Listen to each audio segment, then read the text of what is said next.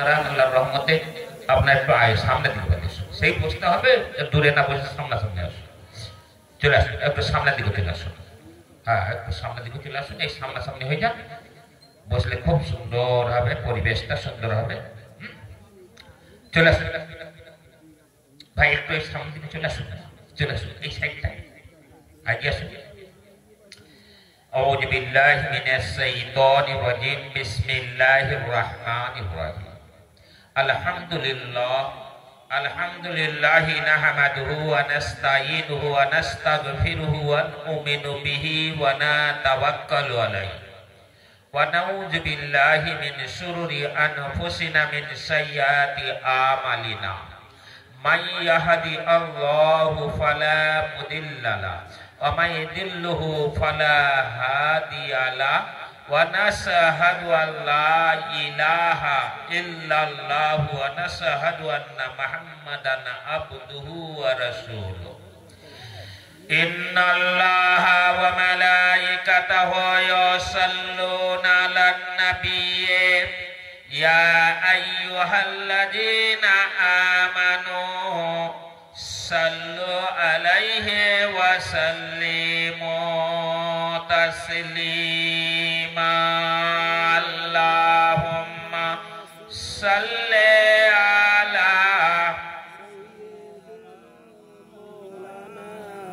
وعلى آل سيدنا حب أحمد أجله سینے میں ہے میں یہاں ہوں میرا دل مدینہ میں ہے پھول کو پھولوں کا کیا حسن ہے لطف جنت میں بڑھ کر مدینہ میں ہے اللہم صلی علی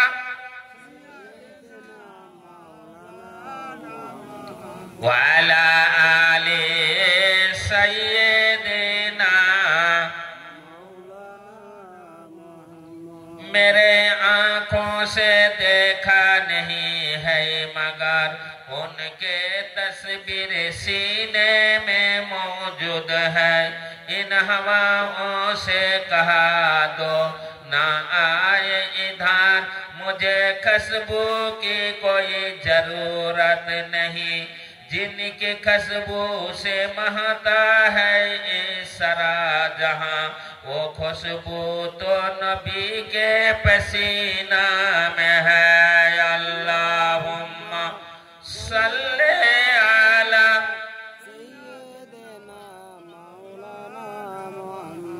وعلی آل سیدنا غلام محمد ہوں کیا ڈر ہے مجھ کو غلامی میں ان کی گزارا کروں گا اجل سے پڑا ہوں میں قدموں میں ان کی جدائی نہ ہرگز گوارا کروں گا اللہم صلی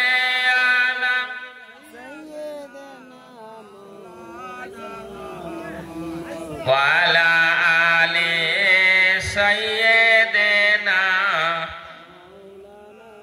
أعوذ بالله من الشيطان الرجيم بسم الله الرحمن الرحيم فقد قال الله تعالى في كلامه المجيد والفرقانه الحميد بسم الله الرحمن الرحيم الذين يؤمنون بالغيب ويقيمون الصلاة ومما رزقناهم ينفقون الآية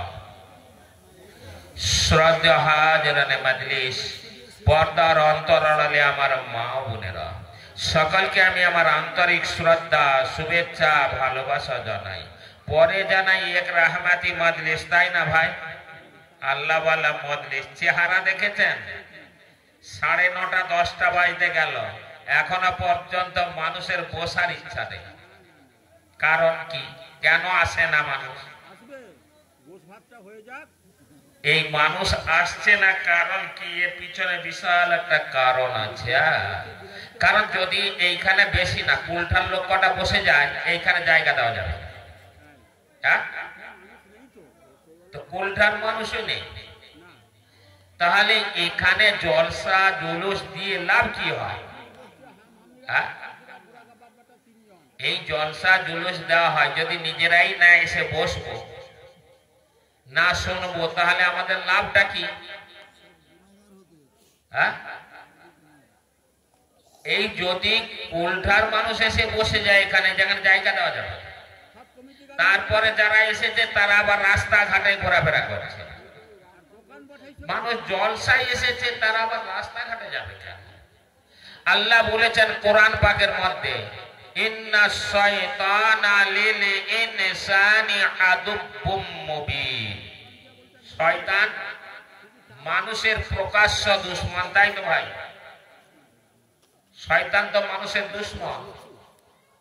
শয়তান চায় মানুষ ভালো কাজ যাতে না করতে পারে। শয়তান চায় মানুষকে কিভাবে কুপথগামী করা যায়, কিভাবে আমার সঙ্গে জাহান্নামী করা যায়।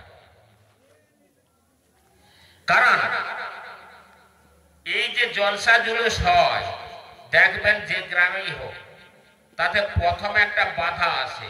কিছু মানুষ বলে জলসা করে কি হবে, আবার কিছু মানুষ বলে জলসা দিই, ইত্যাদি করে করে করে করে শেষ পর্যন্ত জলসা জুলুস হয়। জি হয় না? হয়।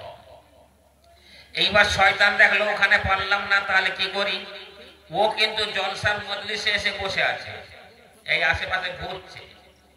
এবার যত মানুষ এসেছে তাদেরকে বলেছে, এই তোরা এখানে কোথায় যাবি? বলছে আমার ওয়াজ শুনতে এসেছি। বলছে তোদের এত ওয়াজ শোনার নেশা কেন রে? ওয়াজ শোনার এত নেশা কেন? আচ্ছা ওয়াজ শুনবি, শোন, আমার একটা কথা শোন। কে বলে? শয়তান বলে।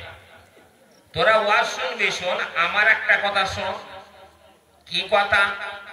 শয়তান বলছে, দেখ তোরা ওয়াজ শুনবি, শোন, ঘরে বসে ওয়াজ শোন। কি ভাই, যারা ঘরে আছে তারা ওয়াজ শুনতে পাচ্ছে না? পাচ্ছে। হ্যাঁ, বলেছে শয়তান ওকে, তোরা ঘরে বসে বসে ওয়াজ শোন। ওয়াজ শুনবি, শোন, তোরা দোকানে বসে ওয়াজ শোন, তোরা রাস্তায় দাঁড়িয়ে ওয়াজ শোন। তারাও তো শুনতে পাচ্ছে। হ্যাঁ, শয়তানেদের বলেছে তোরা এই রাস্তায় দাঁড়া, এইখানে দাঁড়িয়ে দাঁড়িয়ে ওয়াজ শোন, তোরা এইখানে বসে বসে ওয়াজ শোন।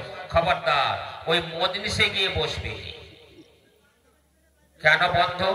তুমি বলছো ওয়াজ শোনার কথা ঘরে বসে, তুমি ওয়াজ শোনার কথা বলছো রাস্তায় দাঁড়িয়ে, ওয়াজ শোনার কথা বলছো দোকানে বসে, কিন্তু মজলিসে যেতে মানা করছো কেন? শয়তান বলে, দেখ তোরা যদি মজলিসে যাস তাহলে তোদের সঙ্গে আমার সঙ্গে আর বন্ধুত্ব থাকবে না, ভালোবাসা থাকবে না, পিরিত চটে যাবে। কেন বন্ধু? ঘরে বসে ওয়াজ শুনলে তোমার সঙ্গে বন্ধুত্ব থাকবে, রাস্তায় দাঁড়িয়ে ওয়াজ শুনলে তোমার সঙ্গে বন্ধুত্ব থাকবে, আর চায়ের দোকানে বসে যখন ওয়াজ শুনবো তোমার সঙ্গে বন্ধুত্ব অটুট থাকবে। তাহলে মজলিসে গেলে কেন তোমার সঙ্গে বন্ধুত্ব চটে যাবে? শয়তান বলছে, শোন, কাল মাহশরের ময়দান কিয়ামতের দিনে আল্লাহ যখন হিসাব নিকাশ নেবে, ওই সময় বান্দার আমলনামাটা টেনে দেখবে। কি ভাই, দেখা হবে না? হবে না? হবে। একটু আগে আপনারা ওয়াজ শুনেছেন কিনা আমি জানিনি, আমি শুনেছি। বলছেন যে জান্নাতের বাগান কিছু আছে দুনিয়াতে, কিছু কিছু জায়গায় বসলে জান্নাতের বাগানে বসা যায়। তো শয়তান বলছে, দেখো কত জ্ঞান। শয়তান বলছে, দেখ কাল মাহশরের ময়দান কিয়ামতের দিনে যখন হিসাব নিকাশ হবে, প্রত্যেকের হিসাব হবে তো ভাই? হ্যাঁ, সকলের নামায় আমলটা টেনে আল্লাহ দেখবি। তোরা যদি মজলিসে গিয়ে বসিস, তোদের সঙ্গে এই জন্য আমার বন্ধুত্ব থাকবে না। আল্লাহ যখন মাহশরের ময়দানে আমাদের ওই নামায় আমলটা টেনে দেখবে, দেখার সময় দেখবেন আল্লাহ জিন্দেগিতে যা করেছো গুনাহ গুনাহ গুনাহ গুনাহ গুনাহ, দেখতে দেখতে দেখতে দেখতে আল্লাহ এক জায়গায় দেখবেন স্বর্ণ অক্ষরে লেখা আছে, বান্দা আমার একটা রাত জান্নাতের বাগানে বসেছিল। আমি আল্লাহ এত রহমানুর রহিম, আমি আল্লাহ এত দয়ালু। আমার বান্দা জিন্দগিটা গুনাহ করে কাটিয়েছে, কিন্তু একটা রাত আমার রহমতের বাগানে গিয়ে বসেছে, আমার জান্নাতের বাগানে বসেছে। এই বান্দাকে আমি জাহান্নামে দিতে পারি না, এই বান্দাকে আমি জাহান্নামের আগুনে পোড়াতে পারি না। আমি আল্লাহ ওর জিন্দেগির তামাম গুনাহগুলো মাফ করে আমি আল্লাহকে জান্নাতি করে দিলাম। জোরে বলুন সুবহানাল্লাহ। এবার বলুন, আপনি তো জান্নাতে যাবেন, এর ঠিকানা কোথায় হবে? শয়তানের ঠিকানা কোথায় হবে গো? জাহান্নাম। এইবার আর বন্ধুত্ব থাকবে? দুজন তো ওখানে বিচ্ছেদ হয়ে গেল, ও থাকছে জাহান্নামে, আপনি থাকছেন জান্নাতে, তাহলে বিচ্ছেদ ঘটে যাবে। তাই শয়তান বলেছে, খবরদার ওই জায়গায় গিয়ে বসবি নি, বসলে তোর তো গুনাহ আল্লাহ মাফ করে তোকে জান্নাতি করে দেবে, আর তাহলে বন্ধুত্ব থাকবে না। বন্ধু, তুমি রাস্তায় দাঁড়িয়ে শোনো, তুমি চায়ের দোকানে বসে শোনো, তোমার দরকার হয় ঘরে বসে বসে ওয়াজ শোনো, খবরদার মজলিসে যাবে না। বন্ধু আমার, দোস্ত আমার, যারা এখনো ঘরে আছেন, যারা রাস্তাঘাটে ঘোরাফেরা করছেন, নিশ্চয় মাইকের আওয়াজ আপনাদের কানে যাচ্ছে। যারা দোকানে বসছেন, আপনাদের কাছে অনুরোধ করছি, তুরন্ত শয়তানের মুখে লাথি মারুন। তুরন্ত শয়তানের মুখে লাথি মেরে আস্তে আস্তে করে এসে এই রিয়াজুল জান্নাহ, জান্নাতের বাগানে বসে যান। জান্নাতের বাগানে বসে গিয়ে আপাতত আপনার নামাই আমলে জান্নাতে বসার সবটুকুনি লিখিয়ে নিয়ে যান। চলে আসুন ভাই, দেরি করবেন না।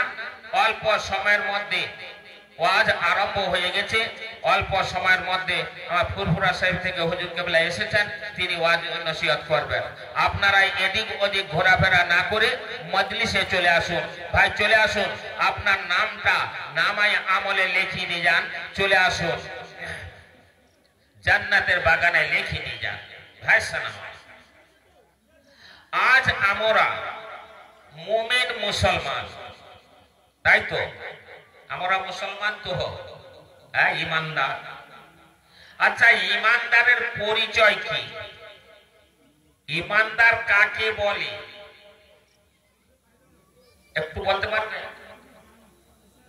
আমাদের অনেক ওয়াজ নসিহত শুনেছি, ইমানদার কাকে বলে? কি জিনিস মানলে ইমানদার হওয়া যাবে? জি,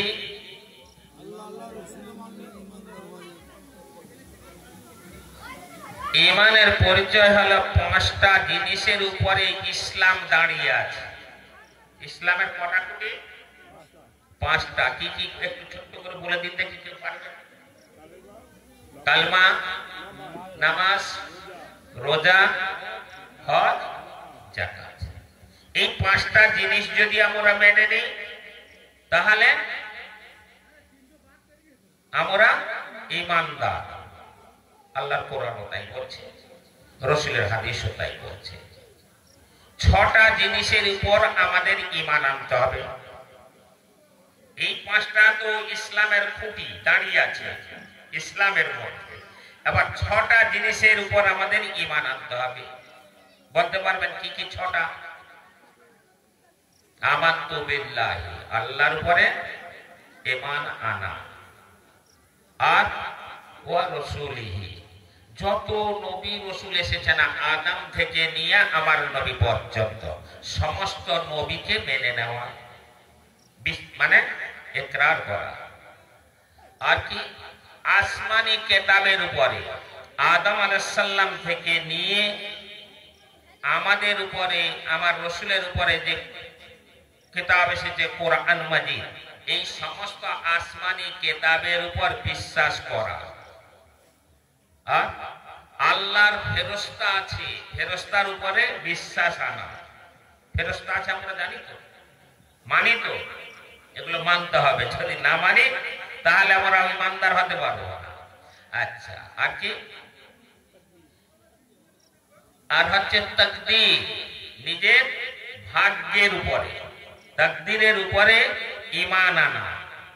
আল্লাহ যা তকদিরে রেখেছেন তাই হবে, তার এক চুল বেশিও হবে না, কমও হবে না। আর কি? মৌতের পর আবার ওঠানো হবে। এই যে মানুষ মরে যাচ্ছে, এরপরে আবার তো উঠতে হবে। আখেরাতের দিন সম্বন্ধে, আখেরাতের দিন উঠতে হবে। এই 6টা জিনিসকে বিশ্বাস করতে হবে, এরপরে প্রাণ আনতে হবে, তবে আমি মুমিন ইমানদার হতে পারবো। এইবার এই বিশ্বাসটা কত? এই বিশ্বাসটা কত? সেই বিশ্বাসটা আমাদের আনতে হবে। আল্লাহ পাক কোরআন পাকের মধ্যে বললেন,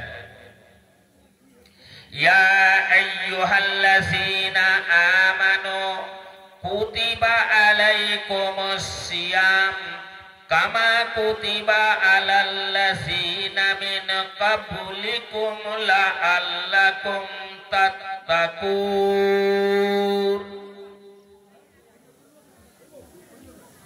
আমরা রমজান মাস গেল তো আমাদের সামনে থেকে যে রোজা রেখেছি তো আমরা সবাই, যে রোজা করেছি। আচ্ছা, রোজার মধ্যে কি শিক্ষা আছে? আমার রোজা তো 3টে জিনিসের নাম হলো রোজা। 3টে জিনিস কি কি বলতে পারবেন? খাওয়া বন্ধ করা, পান করা বন্ধ করা, আর একটা দিনের বেলা স্ত্রী সহবাসটা বন্ধ করা। এই 3টে জিনিসের নাম কি গো? রোজা। একটু কথা বলুন, বুঝিয়ে নিন জিনিসগুলো। এই 3টে রোজা যে শব্দটা, শব্দের মানের অর্থ এই 3টা। রোজা একটা শব্দ তো, এই শব্দের মানে দাঁড়ালে এই 3টে জিনিসের উপরে আসে। তো এই 3টে জিনিস তো আমরা করি। আর আল্লাহ কেন খামা খায় প্রতি বছর আমাদের উপর রোজা দান এইরকম শিখিয়ে রাখে? এর মধ্যে কি আছে? রোজার মধ্যে কি আছে? আল্লাহ বললেন, ইয়া আইয়ুহাল্লাযীনা আমানু, হে ঈমানদাররা, যারা নাকি আমার আল্লাহকে বিশ্বাস করেছে, রাসূলকে বিশ্বাস করেছে, ফেরেশতাকে বিশ্বাস করেছে, আসমানি কিতাবগুলোর উপরে বিশ্বাস করেছে, যারা আখিরাতের দিনের উপর বিশ্বাস করেছে, নিজের তাকদীরকে তোমরা বিশ্বাস করেছো। বান্দা, আমি তোমাদেরকে আমার জাহান্নামে দিতে চাই না। আমি আল্লাহ তোমাদেরকে জাহান্নামে দিতে চাই না। আমি তোমাদেরকে আমার দয়ার জান্নাতে জায়গা দিতে চাই। জোরে বলুন সুবহানাল্লাহ। আল্লাহ বলছেন, ইয়া আইয়ুহাল্লাযীনা আমানু, হে ঈমানদারেরা, যারা আমি আল্লাহ আমাকে বিশ্বাস করে নিয়েছো, যারা আমার নবীকে বিশ্বাস করেছো, যারা আমার ফেরেশতাকে বিশ্বাস করেছো, যারা আমার আসমানি কিতাবের উপর বিশ্বাস করেছো, যারা আমার আখিরাতের দিনের কথা বিশ্বাস করেছো, যারা নিজের তাকদীরের উপর বিশ্বাস করেছো, তোমরা হলো ঈমানওয়ালা, তোমরা হলো কালমাওয়ালা, তোমরা কালমাওয়ালা।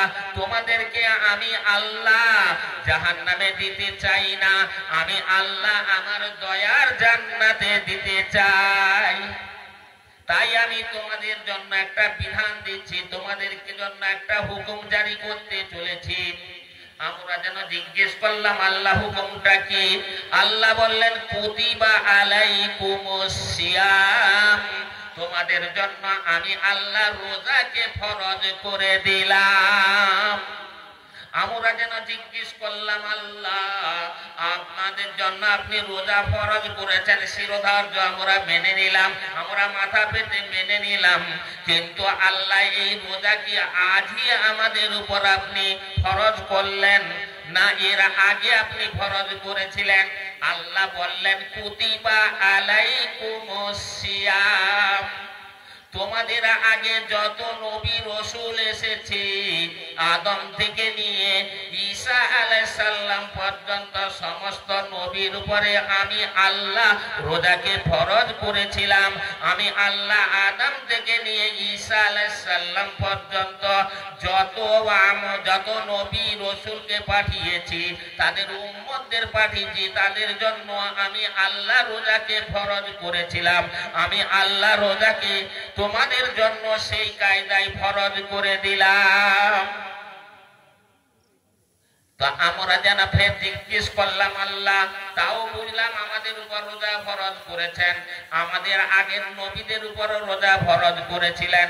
আল্লাহ আপনার রোজাটা রাখবো, রোজার মধ্যে কি হিকমত এমন আছে, রোজার মধ্যে কি এমন ফায়দা আছে, রোজা করলে কি এমন উপকার আছে, আল্লাহ আপনি কি আমাদের একটু বুঝিয়ে দেবেন।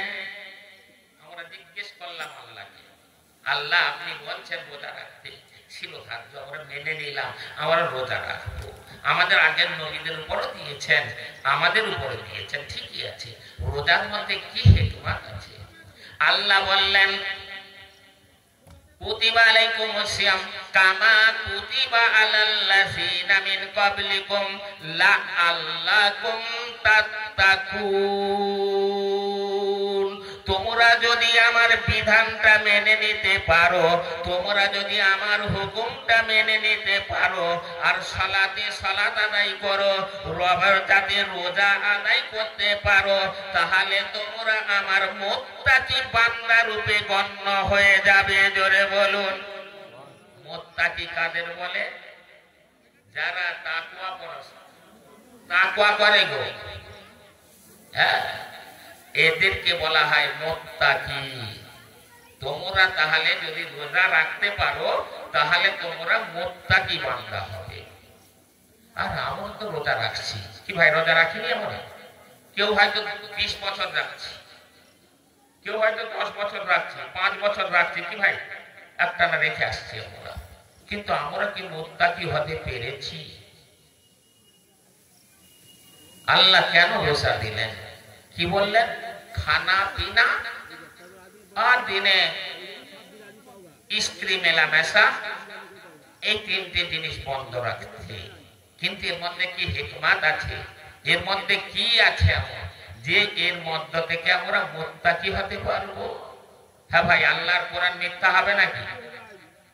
যে দুনিয়া শেষ হয়ে যাবে, কিন্তু আল্লাহর কোরআন এ কোনদিন লয় হবে না, এ কোনদিন ক্ষয় হবে না।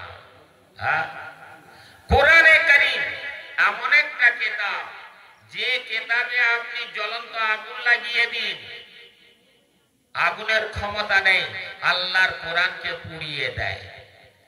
কি গো, পোড়াতে পারবে? আগুনে ফেলে দিলে পুড়ে যাবে? ও কি লোহাই মানে তৈরি নাকি? ও তো কাগজে লেখা হয়, কোরআন কাগজে লেখা হয় না। জ্বলন্ত আগুনে দিলে পুড়বে না? পুড়ে যায় যে না। এক সময় ভারতবর্ষের সমস্ত পেপারের হেডলাইনে লেখা হয়েছিল আল্লাহর কোরআনকে আগুনে ফেলা হয়েছে, অথচ আল্লাহর কোরআন পুড়ে যায়নি। জোরে বলুন সুবহানাল্লাহ। কবি আপনাদের হয়তো বেখেয়াল হতে পারেন, আপনাদের মনে আছে জিয়াউল হক সাহেব যখন অ্যাক্সিডেন্ট করেছিলেন, প্লেন অ্যাক্সিডেন্ট শুনেছিলেন? জিয়াউল হক সাহেব আকাশে উড়ে উড়ে আসছেন প্লেনে, আর হঠাৎ প্লেনের যান্ত্রিক গোলযোগ হলো, আর গোলযোগ হওয়ার সঙ্গে সঙ্গে প্লেনে দাউ দাউ করে আগুন জ্বলছে। আগুন জ্বলে প্লেন পুড়ে ছাই হয়ে গেল। জিয়াউল হক সাহেব সঙ্গী সাথী পুড়ে মাংসের খাম্বা জমিনে পড়েছিল। এ নয়, জিয়াউল হক সাহেবের কোন অঙ্গ প্রত্যঙ্গ গোটা পাওয়া গেছিল, সেদিন সব পুড়ে মাংসের খাম্বা জমিনে পড়েছিল। আশ্চর্যের বিষয় দেখা গেল, জিয়াউল হক সাহেবের পকেটে একটা পকেট কোরআন শরীফ ছিল। দেখা গেল জিয়াউল হক সাহেব পুড়ে মাংসের খাম্বা জমিনে পড়েছে, অথচ ওই পকেটে যে পকেট কোরআন শরীফটা, কোরআন শরীফের উপরে জেলটা, উপরের যে কাগজটা, ওটা পুড়ে গেছে। পুড়ে যাওয়ার পরে বিসমিল্লাহির রহমানির রহিম থেকে কুল আউযু বিরাব্বিন নাস পর্যন্ত একটাও হরফকে এই দুনিয়ার আগুনের সেদিন ক্ষমতা হয়নি পুড়িয়ে দেওয়ার। সেদিন দেখা গেল আল্লাহর কোরআন পুড়ে যায়নি। জোরে বলুন সুবহানাল্লাহ। ভাই সালাম, এই জিয়াউল সাহেব যে সময় ইন্তেকাল করেন, অ্যাক্সিডেন্ট হয়ে পড়ে তিনি পুড়ে মরে গেলেন। আল্লাহর কোরআনকে আপনি দরিয়ায় ফেলে দিন, দরিয়ার ক্ষমতা নেই যে আল্লাহর কোরআনকে কোন রকম হজম করে দেবে। মনে পড়ে গেল দজলা নদী বলে একটা নদী আছে ওই ইরাকের দিকে, বুঝলেন? ওই দয়লা নদীর কিনারায় একটা ছোট্ট মাদ্রাসা, সেই মাদ্রাসাটাকে বলা হয় হাফেজি মাদ্রাসা। হাফেজি মাদ্রাসা বলেন যেখানে ছেলেরা কোরআন হেফজ করে, ছেলেদের সিনাতে আল্লাহর কোরআনকে লিপিবদ্ধ করে দেওয়া হয়, হাফেজি মাদ্রাসা। তো মাদ্রাসাটা পড়াশোনা হয়, আসরের পর করে ছুটি হয়ে যায়। আসরের নামাজ হয়ে গেল, ছুটি হয়ে গেল, বাচ্চারা নামাজ পড়ে একটু খেলাধুলা করে। এইবার খেলাধুলা করতে গিয়ে দেখা যায় কিছু বাচ্চা তো অমনি মাঠে ঘাটে খেলাধুলা করছে, কিছু বাচ্চা ওই সামনে নদী থাকার জন্য নদীর পাড়ে গিয়ে ঘোরাঘুরি করছে। আবার পাঁচটা আঙুল তো সমান নেই। আবার কিছু বাচ্চা আছে তারা কি করে ওই পানির কাদাতে লেবে যায়, কাদা পানিতে লেবে গিয়ে তারাও খেলাধুলা করে। এইবার একদিন দেখা গেল কতগুলো বাচ্চা ওরা পানিতে লেবে, নদীর পানিতে লেবে ওরা খেলাধুলা করছে। হঠাৎ একটা ঢেউ এলো, আর ঢেউ আসার সঙ্গে সঙ্গে একটা বাচ্চাকে তলকে দিয়ে চলে গেছে। এবার আসর থেকে মাগরিব কতটুকুনি সময়, অল্প সময়।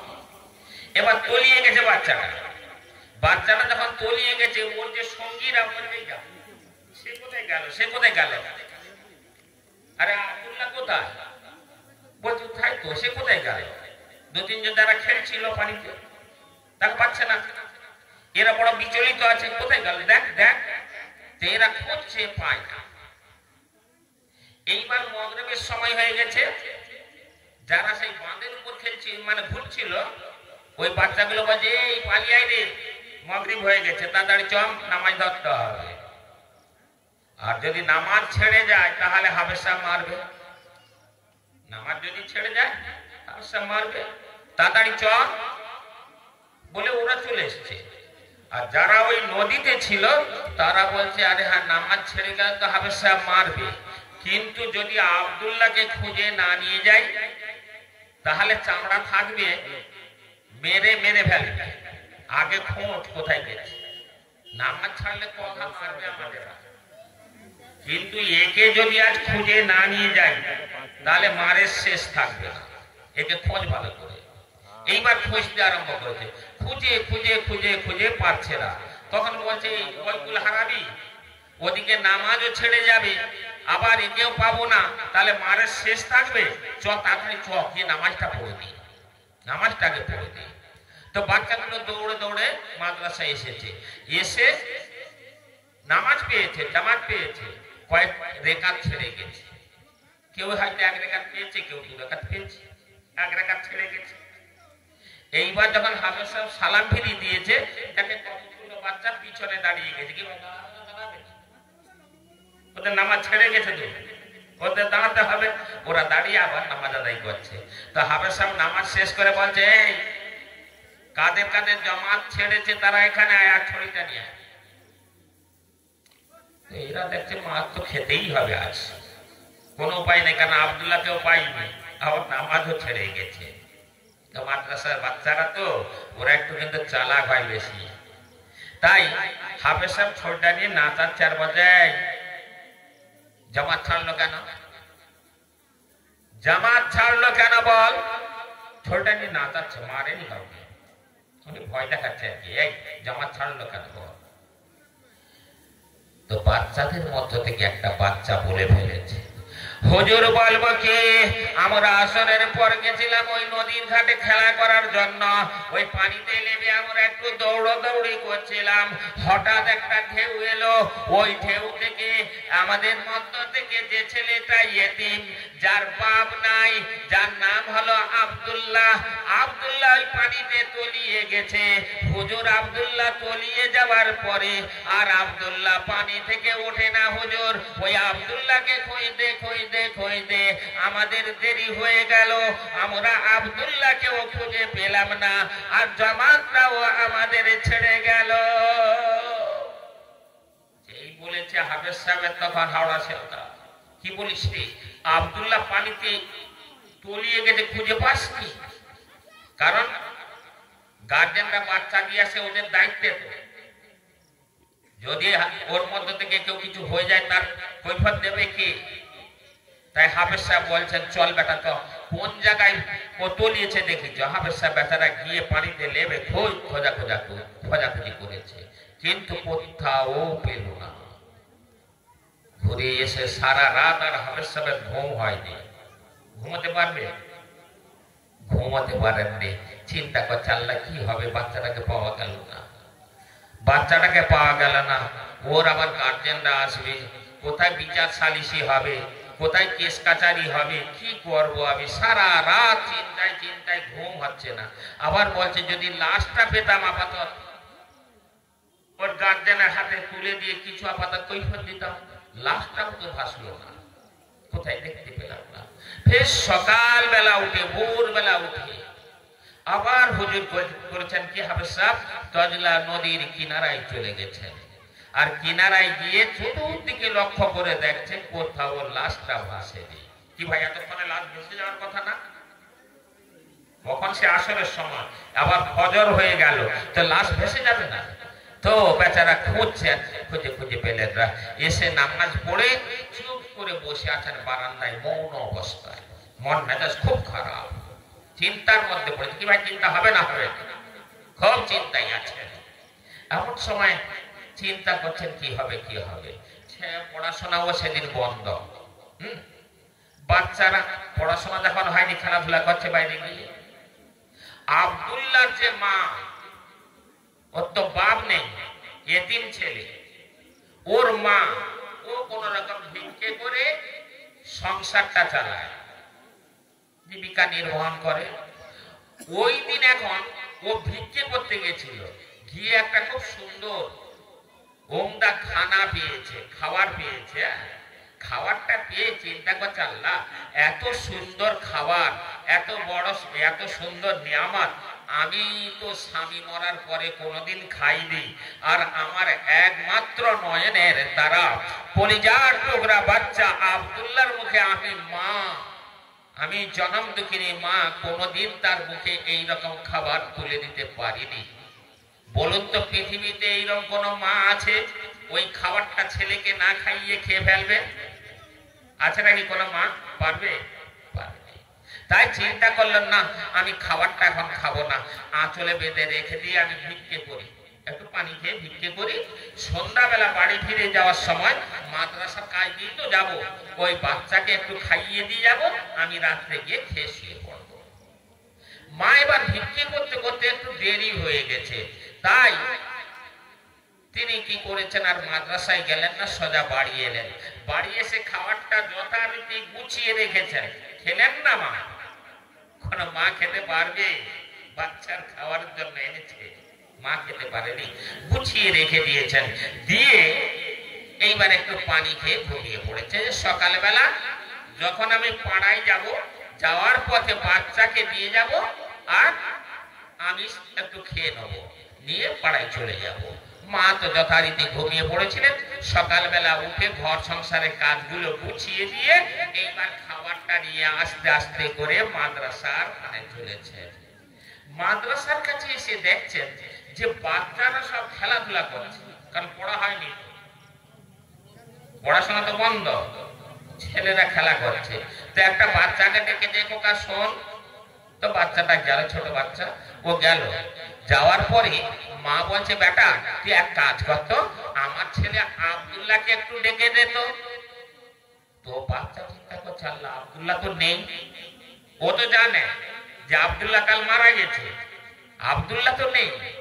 এখন বুড়িকে কি বলি, বাবা আমার এত কথা বলার দরকার নেই, আর ওর কথাটা শোনারও দরকার নেই, ও পালিয়ে গেছে।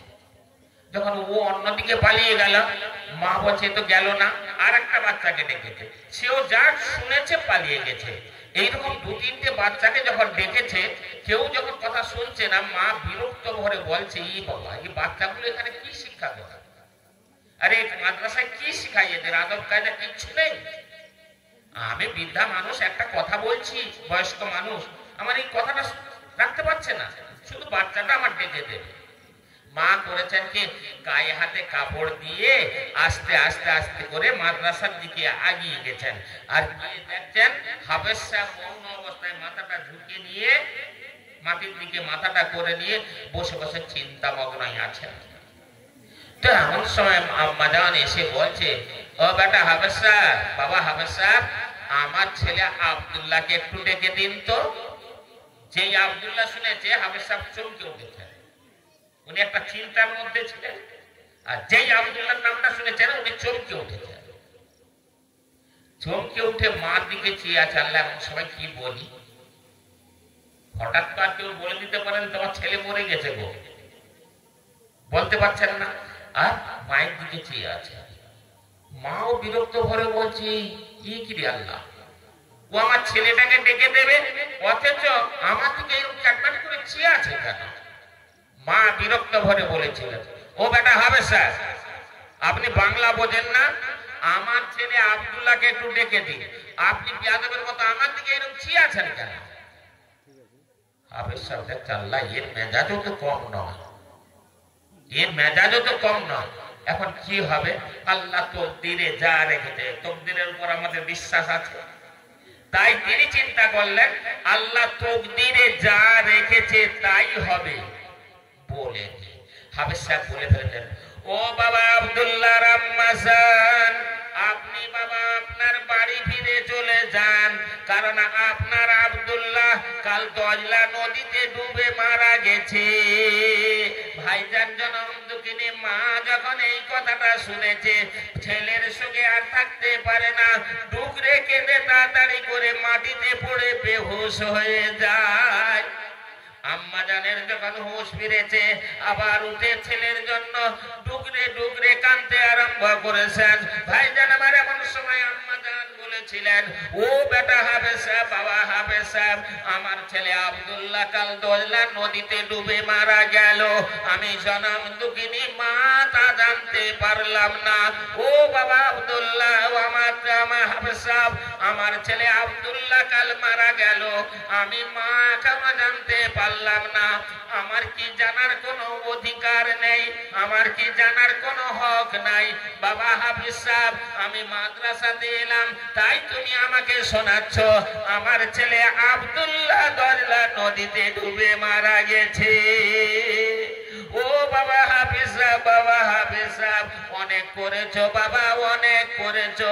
ও বাবা হাফিজ সাহেব, আমি আব্দুল্লাহর জনম দুঃখিনী মা, আমি আব্দুল্লাহর বিধবা মা, আমি আব্দুল্লাহর ভিখারিনী মা, নিজে চামড়া চোখে একটা বার দেখে যেতে চাই আমার নয়নের তারা কলিজার টুকরা বাচ্চাটা কোন জায়গায় ডুবে মারা গেছে। ভাইজান এমন সময় হাফিজ সাহেব আস্তে আস্তে করে আম্মা জানের হাতটা ধরে দজলা নদীর কিনারায় গেছেন, আর কিনারায় গিয়ে এমন সময় বলতে আরম্ভ করেছেন, মা দজলা নদীর এই জায়গায় ও ডুবে মারা গেছে, জনম দুঃখিনী মা, জনম দুঃখিনী মা, ছেলের সঙ্গে আর থাকতে পারে না গো, ডুকরে ডুকরে কাঁদে, তাড়াতাড়ি করে দজলা নদীতে উজু বানিয়ে নেয়, উজু বানিয়ে নিয়ে এইবার দজলা নদীর চরে বসে 2 রাকাত নফল নামাজ আদায় করে, 2 রাকাত নফল নামাজ আদায় করে জনম দুঃখিনী মা আল্লাহর দরবারে হাত দুখানে তুলেছেন, আই রাব্বি আল্লাহ, আয় আল্লাহ পাক রব্বুল আলামিন, ওকালে আপনি আমাকে বিধবা করে দিয়েছেন, আমার কোল থেকে আমার স্বামীকে কেড়িয়ে দিয়েছেন। তোর জন্য আমি একটুও দুঃখিত নয়। একমাত্র নয়নের তারা কলিজার টুকরা বাচ্চা আব্দুল্লাহকে দান করেছিলেন। হায় আল্লাহ পাক রব্বুল আলামিন, আমার ওই নয়নের তারা কলিজার টুকরা বাচ্চা আব্দুল্লাহকে আমি দুনিয়ার কোনো কাজে লাগাই নাই, দুনিয়ার কোনো কাজে আমি দিই নাই। আল্লাহ আপনার কালামুল্লাহ কোরআন পাকের তেলাওয়াত করিয়েছি। আমার ছেলে আব্দুল্লাহর সিনা মুবাররাকে আপনার 30 পারা কোরআন মওজুদ আছে। আল্লাহ আপনার দয়লা নদীর কি ইনসাফ হলো, আল্লাহ আপনার দয়লা নদীর কি বিচার হলো। আমার একমাত্র নয়নের তারা কলিজার টুকরা বাচ্চা আব্দুল্লাহকে আজ গ্রাস করেছে। আয় আল্লাহ, আমি আব্দুল্লাহর জনম দুঃখিনী মা, আমি আব্দুল্লাহর বিধবা মা, আমি আব্দুল্লাহর ভিখারিনী মা, আপনার দরবারে হাত দুখানি তুলেছি। আল্লাহ, আমার বাচ্চা আব্দুল্লাহকে আমার কোলে ফিরিয়ে দি। মা হাউ মাউ করে কাঁদে, দয়লা নদীর চরে বসে বসে কাঁদতে কাঁদতে মা ছেলের সঙ্গে পাগল হয়ে যায়। এমন সময় বলতে আরম্ভ করেছে, ও বা দয়লা নদী, ও দয়লা নদী, এই কি তোর ইনসাফ হলো? ও দয়লা নদী, এই কি তোর বিচার হলো? আমার একমাত্র নয়নের তারা কলিজার টুকরা বাচ্চা আব্দুল্লাহকে আজ তুই ক্রাশ করেছিস। আমার একমাত্র নয়নের তারা কলিজার টুকরা বাচ্চা আব্দুল্লাহকে আজ তুই গ্রাস করেছিস। ও দয়লা নদী, তোকে খোদার কসম থাকে, ও দয়লা নদী, তোকে খোদার শপথ থাকে, আল্লাহর ওয়াস্তে আমার একমাত্র নয়নের তারা কলিজার টুকরা বাচ্চা আব্দুল্লাহকে আমার কাছে ফিরিয়ে দে। মা কেঁদে কেঁদে ডুকরে ডুকরে দয়লা নদীর কিনারায় কাঁদতে আরম্ভ করেছে। আল্লাহর দরবারে হাত দুখানি তুলে মা অঝর নয়নে কাঁদে গো। কাঁদতে কাঁদতে কাঁদতে কাঁদতে মহা পাগল নির্ভেষ ধরে নিয়েছে। মা এমন সময় বলতে আরম্ভ করেছে, ও বেটা আব্দুল্লাহ, ও বেটা আব্দুল্লাহ, আমি তোর জনম দুঃখিনী মা, আমি তোর ভিখারিনী মা, আমি তোর জনম দুঃখিনী মা, আমি তোর বিধবা মা। বেটা কাল দুপুর থেকে খানা খাইনি, বেটা তোর জন্য খানা নিয়ে এধার ওধার হচ্ছে। বেটা আব্দুল্লাহ, তোমাকে না খাইয়ে আমি তোমার জনম দুঃখিনী মা আজ খানা খাবো না বেটা, আজ খানা খাবো না বেটা। বেটা আব্দুল্লাহ, তুমি যেখানে থাকো না কেন, বেটা আব্দুল্লাহ, তুমি তাড়াতাড়ি করে চলে এসো।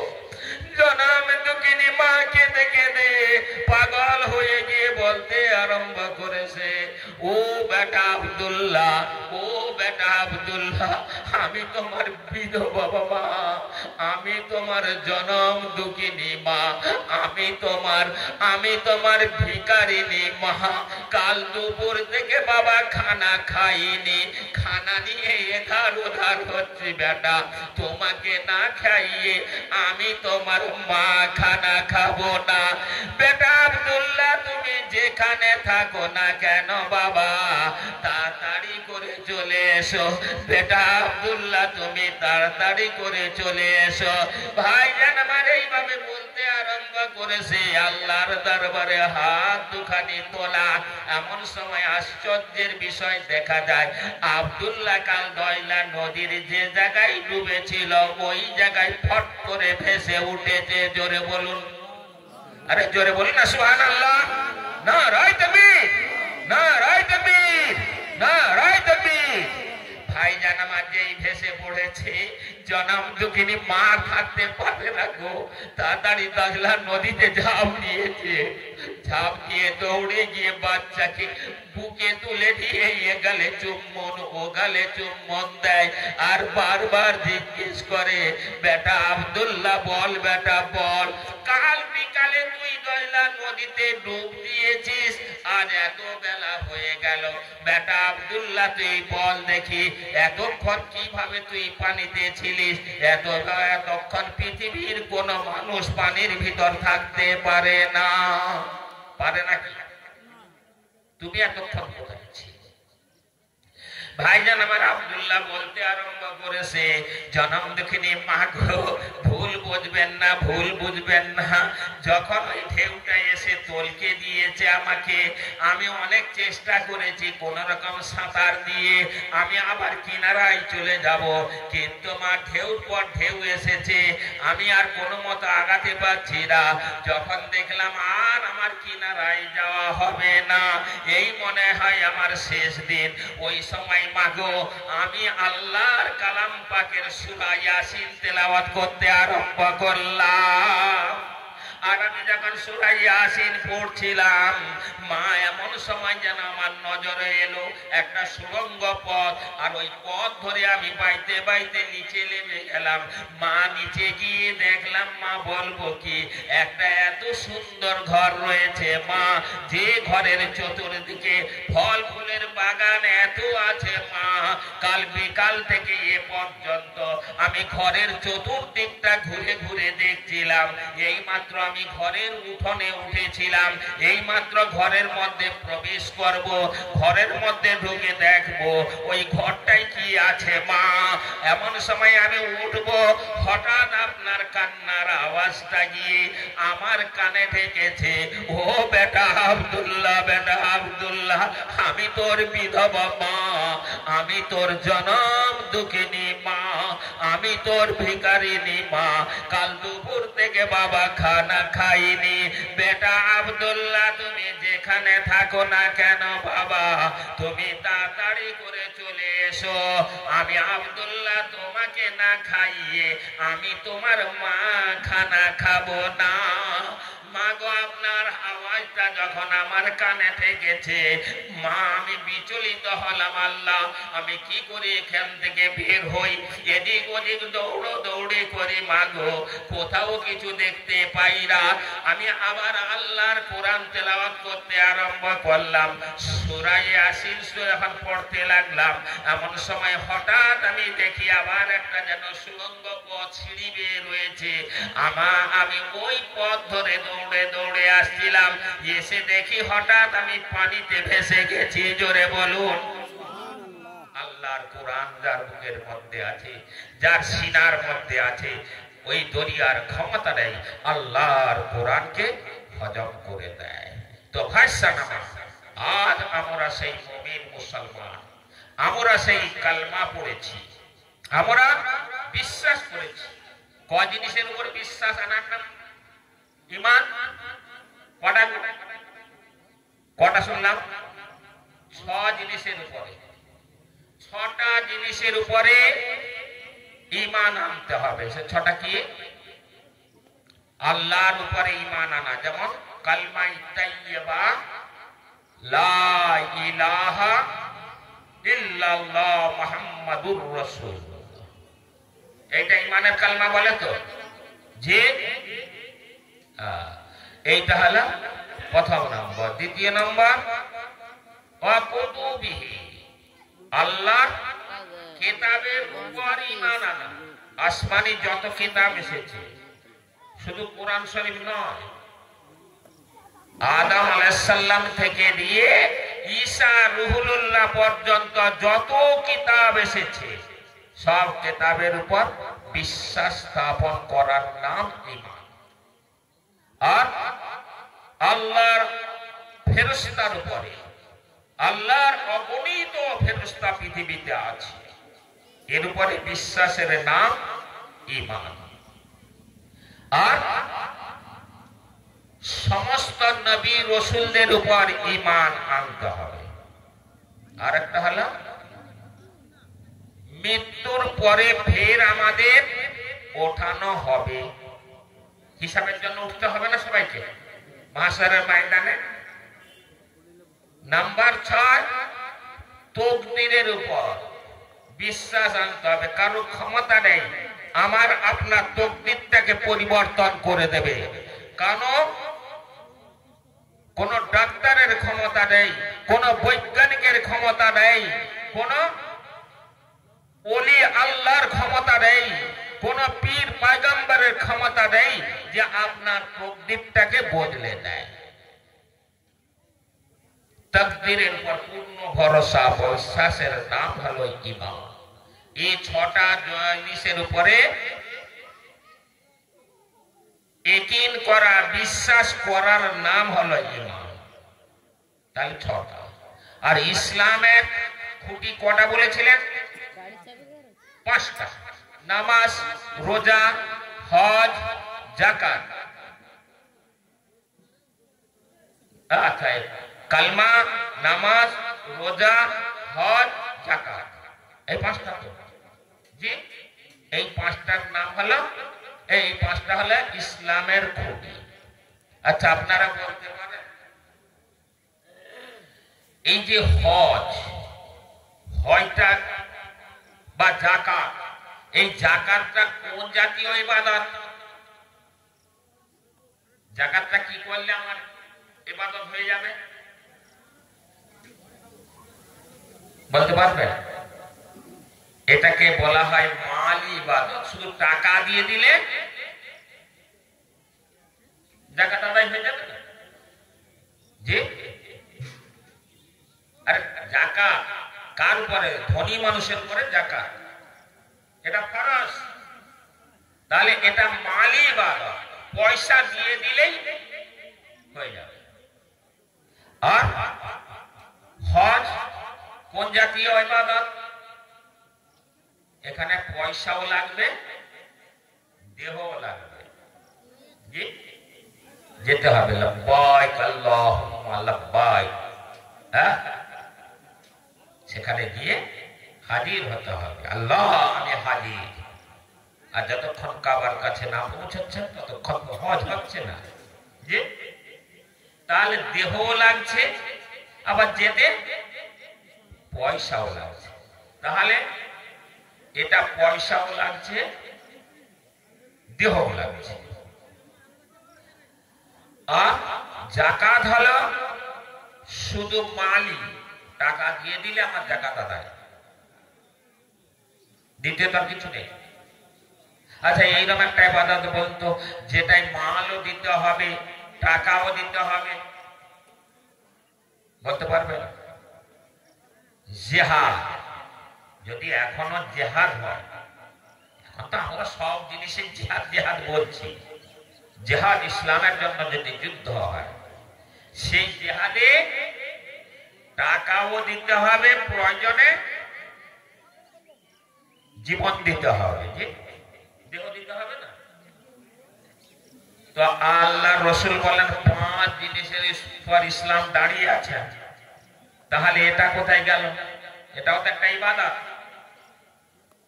জিহাদ, কাল জিহাদ, যুদ্ধের ময়দানে যেতেও হবে, টাকাও দিতে হবে, প্রয়োজনে জীবনও দিতে হবে। হ্যাঁ, সাহাবারা শহীদ ভাই শুনেছেন তো, সাহাবারা শহীদ হয়েছে। তাহলে এখানে টাকাও দিতে হয়েছে, জীবনটাও দিতে হয়েছে। তাহলে যত প্রকার এই ধরনের ইবাদত আল্লাহ রসুল ওই হজের মধ্যে ঢুকিয়ে দিলেন। এবার যাকাত মালি ইবাদত, এইরকম ইবাদত যেমন আমরা রোজার শেষে কি দিই গো? একটু বলুন, কথা বলুন, কি দিই একটু জোরে বলুন? ফেতরা দিই, ফেতরা, ফেতরা। যাকাত তো দিই। তো যাকাতের মধ্যে আল্লাহ রসুল ফেতরাকেও ঢুকিয়ে দিলেন। ফেতরা দিলে আপনার রোজার ঘাটতিটা মিটে যাবে। হ্যাঁ, আরো যেমন কুরবানি, আমরা কুরবানি করি না, 2 মাস পরে কুরবানি। তো কুরবানির জন্য ওই টাকা দিলেই কুরবানি হয়ে যাবে। তার মানে টাকা দিয়ে একটা গরু, পশু যাই হোক খরিদ করি আর তাকেই জবাই করি। তাহলে এটাও মালি ইবাদত, এটাও মাল দিলেই হয়ে যাবে, পয়সা খরচা করলে এই ইবাদতটাও আদায় হয়ে যাবে। কালমা কোন ধরনের ইবাদত? কালমাটা কালমা পড়ি না পড়া? পড়ুন কি কালমাটা কি? লা ইলাহা ইল্লাল্লাহ। এটা কি ধরনের ইবাদত? এটাকে বলা হয় কলবি ইবাদত, অন্তরের ইবাদত। কলমা তো মুখে পড়লে হবে না, কলমাটা মুখে সবাই পড়তে পারবে। আমার পাশে রাম ভাই, শ্যাম ভাই যারা আছেন সকলকে বলুন কলমা পড়তেও পড়ে দেবে। যে পড়বে না? পড়ে না? পড়ে নি? পড়ে। ওদের যদি বলি একবার কলমা পড়তে লা ইলাহা ইল্লাল্লাহ, তাহলে সে মুসলমান হয়ে গেল না ইমানদার হয়ে গেল? না। এই যে ঈমান, এই যে পাঁচ জিনিসের উপর আল্লাহ রসুল বললেন পাঁচটা খুঁটির উপরে ঈমান দাঁড়িয়ে আছে, ইসলাম দাঁড়িয়ে আছে। তার মধ্যে হলো কালমায়ে তাইয়্যিবা লা ইলাহা ইল্লাল্লাহু মুহাম্মাদুর রাসূলুল্লাহ সাল্লাল্লাহু আলাইহি ওয়াসাল্লাম। এই ইবাদতটা কি ধরনের ইবাদত? কলবি ইবাদত। কলব, অন্তর থেকে বিশ্বাস করার নাম হলো ঈমান। যতক্ষণ না আপনি অন্তর থেকে বিশ্বাস না আনতে পারছেন ততক্ষণ আপনি মুসলমান নন। একজন মনে করুন বোবা, একজন বোবালু, কথা বলতে পারে না, হ্যাঁ অনেকে আছে না কথা বলতে পারে না, ইশারাই বলে।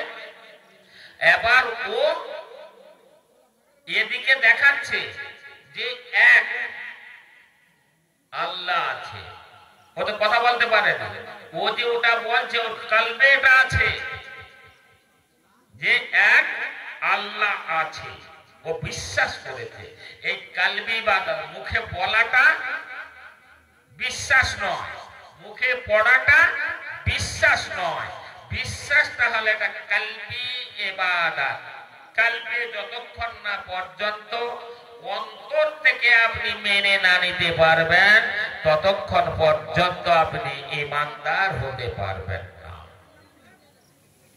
বুঝতে পেরেছেন? এই ইবাদতটা কি ধরনের ইবাদত? কলবি ইবাদত। অন্তর থেকে বিশ্বাস করার নাম হলো কালেমা। তারপরে বাকি আছে কোন দুটো? নামাজ, রোজা। এ দুটো কি ধরনের ইবাদত? এ দুটো ইবাদত হলো জিসমি ইবাদত, নিজের শরীরে করতে হবে। নামাজ আমি পড়লে তবে তো নামাজটা পড়া হবে, যে না অমনি অমনি হয়ে যায়। পয়সা দিলে হবে, টাকা দিলে হবে, কাতো হবে না। তাহলে নামাজটা আমাকে পড়তে হবে। নামাজ যখন আমি পড়ছি তাহলে এটা হলো জিসমি ইবাদত, আমার শারীরিক ইবাদত। আমাকে তাহারিমা বানতে হবে, রুকু করতে হবে, সেজদায় যেতে হবে, তবে তো নামাজ। এই সব কিছুর নাম হলো নামাজ। তাহলে আমার শরীরের দ্বারা এটাকে করতে হবে। আর রোজা, রোজাও জাস্ট নিজের শারীরিকের উপরে, মানে ও জিসমে ইবাদত। আমার খাওয়া দাওয়াটা আমাকে বন্ধ করতে হবে, তবে তো আমার রোজা হবে না, এমনিও রোজা হয়ে যাবে। জি, খাওয়া পিনা তো বন্ধ করতে হবে, তবে তো আমার রোজা হবে, নাহলে রোজা হবে হবে না। আমার বিবির সঙ্গে মেলামেশা দেখা করা, হ্যাঁ, এটা বন্ধ না করলে আমি কি রোজা করতে পারবো? রোজা হবে না। তাহলে খাওয়া দাওয়া ইত্যাদি আমাকেই বন্ধ করতে হবে। তাহলে এটা হলো জিসমি ইবাদত। তো আল্লাহর রাসূল পাঁচটা জিনিস দিলেন, যে বললেন ইসলাম পাঁচটা খুঁটির উপরে দাঁড়িয়ে। তার মধ্যে থেকে একটা তো হলো পয়সা দিতে হবে, তোর সঙ্গে দেহকেও দিতে হবে, যেমন হজ বা জিহাদ। আর একটা ইবাদত হলো শুধু পয়সা দিলেই, টাকা দিলেই আদায় হয়ে যাচ্ছে, সেটা কি? যাকাত। যাকাত, ফেতেরা, কুরবানি, এগুলো পয়সা দিলেই হয়ে যায়। এর দু রকম হয়ে গেল। আর একটা হলো কালেমা। এটা কি কালবি, আমি অন্তরে বিশ্বাস করে নিলে হয়ে গেল। তাহলে নামাজ রোজা এ দুটো জিসমি, এইরকম ইবাদত আল্লাহ দুটো দিলেন কেন? নবী এইরকম ইবাদত দুটোর কথা বললেন কেন? ওগুলোতে একটা একটা ছিল, কিন্তু এখানে দুটোর কথা বললেন কেন? প্রত্যেক মানুষের দেহের মধ্যে দুটো শক্তি কাজ করে। কথাগুলো বুঝে নিন, ভালো করে শুনুন, বুঝুন। দুটো শক্তি কাজ করে, একটা হলো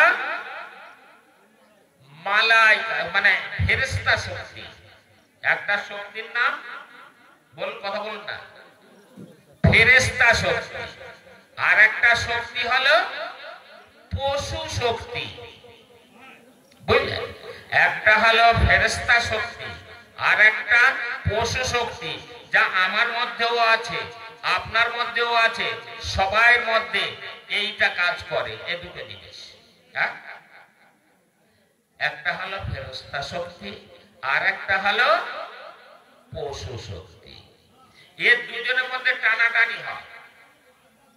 এই যে দুটো শক্তি প্রত্যেক মানব দেহের মধ্যে আছে, প্রত্যেক মানব দেহের মধ্যে আছে। এইবার এর মধ্যে টানাটানি হয়। এই টানাটানি করতে গিয়ে যে শক্তি প্রবল হয়ে যায়, যে শক্তিটা বেশি এসে যায়, মানে তার আচার ব্যবহারটা ঠিক তদ্রূপ হয়। আমরা অনেক সময় বলি না, হ্যাঁ এ তো মানুষ নয়, যে কাজটা করেছে তো মানুষের কাজ নয়, এ তো পশু, বলি না? তার মানে পশু শক্তিটা ওর মধ্যে বিরাজ করে গেছে। এই দুটো শক্তির মধ্যে টানাটানি হয়। যে শক্তিটা প্রবল হয়ে যায়, মানুষের আচার ব্যবহারটা তদ্রূপ হয়। যখন মানুষের পশু শক্তি বেড়ে যায়, তখন তার পশুর মতো আচরণ হয়। তাই মানুষ আমরা বলি কি, এ তো মানুষ নয়, এ তো জানোয়ার। কিংবা আমরা বলে থাকি, এ তো মানুষ নয়, মানুষ এটা করতে পারে, এটা পশুর কাজ, বলি না? অনেকের কাজকর্ম দেখে এরকম বলা হয় না? তার মানে পশু শক্তিটা তার মধ্যে বিরাজ করেছে। তো এইরকম দুটো ইবাদত আল্লাহ দিলেন কেন? এইবার আসে কি কি, রোজা নামাজ দুটোই হলো শারীরিক ইবাদত। তো দুটো ইবাদত আল্লাহ একসঙ্গে দিলেন কেন? ইবাদত এই জন্য একসঙ্গে দিয়েছেন, এই ইবাদতটা একসঙ্গে এই জন্য দিয়েছেন যে যে বেশি নামাজ পড়বে, যে বেশি নামাজ পড়বে, যে বেশি সালাত আদায় করবে, ওর ফেরেশতা শক্তিটা বাড়তে থাকবে। যে যত বেশি নামাজ আদায় করতে থাকবে, ওর ফেরেশতা শক্তিটা তত বাড়তে থাকবে। যে বেশি নামাজ আদায় করবে, শুধু ফরজ নামাজ নয়, নফল নামাজের কথাই বলা হয়েছে। যত বেশি নামাজ পড়বে মানুষ, তত তার ফেরেশতা শক্তিটা বাড়তে থাকবে। আর মানুষ যত বেশি রোজা আদায় করবে, তার পশু শক্তিটা তার মধ্যে থেকে লোভ হবে। আর এই পশু শক্তিটা যখন লোভ হয়ে যাবে, পশু শক্তিটা যখন তার থেকে একবারে লো হয়ে যাবে, নিচের দরজায় চলে যাবে, তখন তাকে বলা হবে মুত্তাকি। সেই হলো মুত্তাকি বান্দা, তাকওয়া ওয়ালা বান্দা। আল্লাহ কোরআন পাকে বললেন, আবার আসি সেই প্রথম যেটা বলছিলাম, ইয়া আইয়ুহাল্লাযীনা আমানু কুতিবা আলাইকুমুস সিয়াম কামা কুতিবা আলাল্লাযীনা মিন ক্বাবলিকুম লাআল্লাকুম তাত্তাকুন। আল্লাহ বললেন, আমি তোমাদের জন্য রোজাকে ফরজ করেছি। শুধু তোমাদের জন্য নয়, তোমাদের পূর্ববর্তী যে নবীরা এসেছিল, রসুলরা এসেছিল, তাদের উপর দিয়েছিলাম। তো আমরা যেন জিজ্ঞেস করলাম, আল্লাহ রোজা দিলেন, এর মধ্যে কি হিকমত আছে? আল্লাহ বললেন, যাতে তোমরা মুত্তাকি হও। এবার আসুন, রোজা তিনটে জিনিসের নাম রোজা। এইবার তিনটে জিনিসের নাম যখন রোজা, এই তিনটে জিনিস কি? পান করা বন্ধ। ঠিক, রোজা মাসে যদি কেউ পান করে তাহলে কি রোজা হবে? হবে না। এইবার আপনি বলুন, আপনি কোথাও বাইরে গেছেন প্রচন্ড গরমের দিনে, কিংবা আপনি মাঠে গেছেন, আমরা পরিশ্রম করি মাঠে ঘাটে। এইবার পরিশ্রম করে আমি যখন বাড়ি ফিরছি বা আপনি বাড়ি ফিরছেন, তখন ঘড়িতে বাজে 2:30। প্রচন্ড পিপাসা লেগেছে, যে প্রচন্ড পিপাসা লেগেছে। বাড়িতে এসে গেছি, বাড়িতে ফ্রিজে পানি আছে, পানি আছে ঠান্ডা পানি, ফ্রিজের ঠান্ডা পানি।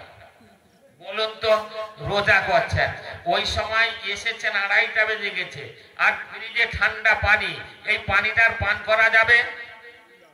করবেন না। কেন? কার ভয়ে?